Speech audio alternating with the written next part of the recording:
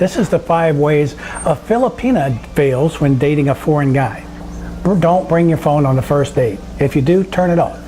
Because that guy that you're having that date with, he spent several $1,000s and flew on a plane for probably at least 20 hours, if not 30 hours or longer, to get to the Philippines just to see you. And he spent a lot of money to do that. And I realized that as a Filipina, your family and your friends are excited. You have a date with a foreigner.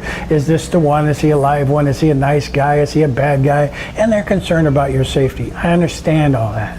Okay, let them know you're on a date with a foreigner. Maybe every hour or so, send them a quick text or something and say, I'm fine, he's a nice guy, we're having a good time, we're done. Okay, that's fine. But when the guy's trying to talk to you, you're trying to have dinner, you're trying to have some time together, and your phone and Facebook and Messenger and WhatsApp is all bing, bing, bing, bing, ding, ding, ding, ding, ding. The guy can't get a word in edgewise. I know many guys that their first date and the only date with a girl was ruined because she couldn't turn her phone off. Okay, Facebook will wait if you're on a date with a guy. Have a little consideration. The guy, and I understand the family concern, and let him know that, hey, I just want to send a text every hour or so that my family knows I'm okay for, safety. I understand that. He'll understand it. But don't sit there with your phone blowing up the whole time you're going through dinner.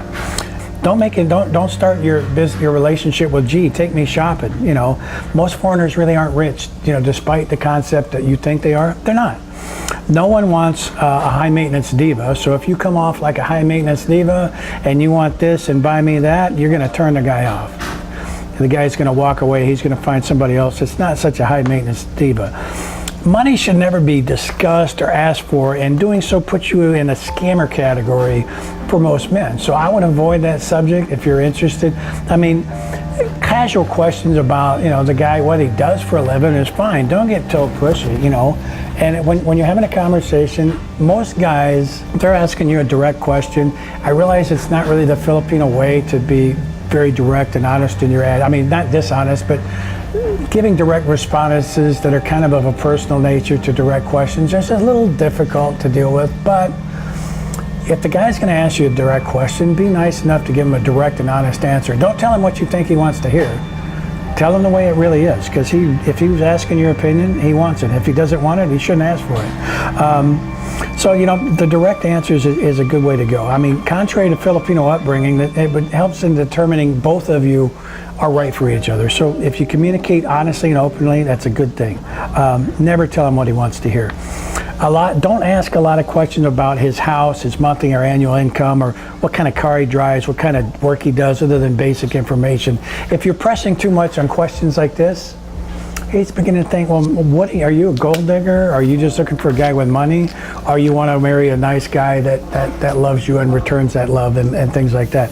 If you're wrapped up in money, that's not a good way to start a relationship. Don't lie. Don't lie about anything. When he asked you about things like your family, your employment, your children, your religion, tell him. If you have a child and it wasn't maybe in your profile, or you hadn't chatted about that or whatever, when the guy's sitting there and he's traveled all that way to meet you, that's not the time to lie about your child. Don't say it's your niece or your nephew if it's your daughter or your son.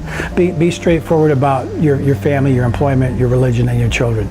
No man from any country wants to marry a woman they can't trust. One lie is all it takes to break the value of trust. That's how Filipinos mess up.